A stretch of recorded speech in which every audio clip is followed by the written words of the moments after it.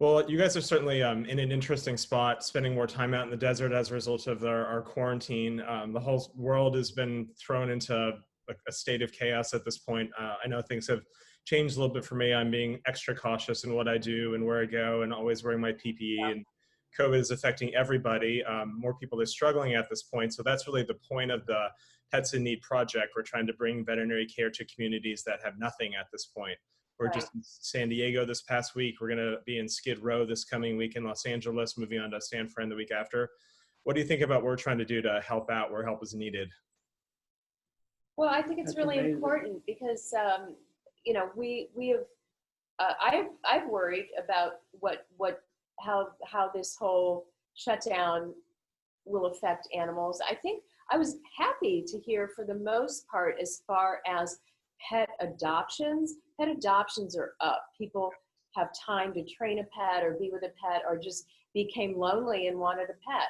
So they got one. And I hope that remains, and I hope people don't then surrender the pets when things go back to normal. But I was also worried about people that are on the street, and although they're able to care for their pets, it's always a challenge. And I was wondering if it would be much more of a challenge now, and how they would cope with that when they themselves might be challenged to get anything to eat, Yeah. or what was happening to their dwellings. Or I mean, I think it's always challenging to try to care for a pet when you are having a hard time caring for yourself. So I think this is something that should stay in place, way beyond what's happening now. I think to have veterinary care come to them, because I think it's important that these people have their pets and are allowed to keep their pets. And if they can do so in a safe way where it doesn't affect them adversely, and it's not something adverse for the animals, I think it's great. And I think if that makes that possible, that's a bond, that's a relationship, that's something that they have. It's some companionship, it's some stability. And I think everybody's life is made better with pets, particularly dogs, in it. Absolutely. So I think it's wonderful. I think it's overdue, and I support it in any way that we can. Awesome. I so appreciate it. Well, if our viewers want to find you guys, where can they find you? Well, Mark has a couple of Instagrams. There's the Mutato Musica Instagram. I have an Instagram that isn't as exciting, but it's Anita Greenspan. And there is, you can follow Mark's band on the Devo Instagram. Mark, you also did something really cool as well recently, involving a documentary. Could you just mention that at all? For an interesting one, yeah, for some people that were Talk about pets. Yeah, exactly. People were like going Large for non-pets. wildlife for pets. They want to. Yeah, They want to. it's just this little thing called the Tiger King. I know you may have heard of it, but I'm not sure. Yeah, Well, by the way, we do not know the Tiger King. We don't support him, and we also don't think that Donald Trump should pardon him. I totally agree. Well, it's interesting to learn, like, Mark, your musical origins with Devo, and then to see kind of the visual creative side, as I see in your homes and also in your office, and then kind of learn about all the other different projects you're working on, from movie scores to other upcoming projects too, which are going to be big and exciting. I don't know if you want to mention that at all. Watch the internet at all. I have a Talk about Slam. Slam. Yeah. Yes.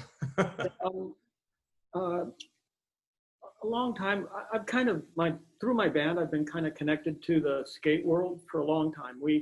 Matter of fact, it was the kids that became the Lords of Dogtown that skated in our Freedom of Choice video, and we didn't know where they were going. They didn't know either, but we were shooting at a skate park out in Marina del Rey, and they showed up, and we just kind of stayed friends with a lot of those people. And along the way, we picked up this guy, Tony Hawk, as a friend. And he's just, he ended up being this like really unpretentious, very healthy, being a celebrity kind of guy, you know, because like a lot of people, it kind of makes him a little bit crazy. But he handles it very well, and he was really pleasant to do things with. And we've kind of supported each other's benefits for years. And then we were thinking, well, what could let's think of something to work on together. And Anita came up with the idea of working on a musical. And which sounds totally crazy, but I was introduced to Nick Hornby, who is an author and now a screenwriter as well, who wrote a book called Slam that is set against the skate world, and Tony is actually a character in it. So through an introduction through my cousin, we were able to meet Nick and option the book. And that's how this came into being. And so now years later, we've hired a director. We have a group of dynamic investors. And, yeah, Patrick and Phil are two of them. And we are going to be on La Jolla Playhouse's schedule for 2022. We're still trying to make that date.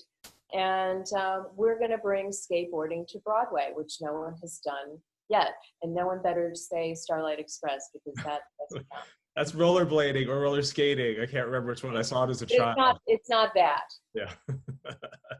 That's awesome. Well, one of my favorite memories, there's so many actually, was when Mark and Devo were opening, shoot, I just lost the photo, for, they're headlining the Burger Boogaloo Festival in Oakland in 2018. And we came up and spent time and went to the concert with you guys and got to hang out in the front row and hang out with John Waters and Fred Armisen. And that was amazing. We were like protecting the daughters, making sure they weren't being trampled by the people that they thought you guys were so great with them, because you got us right up front so the girls could see, and they thought they were so cool that night. You know, that was really fun. That was really fun. That was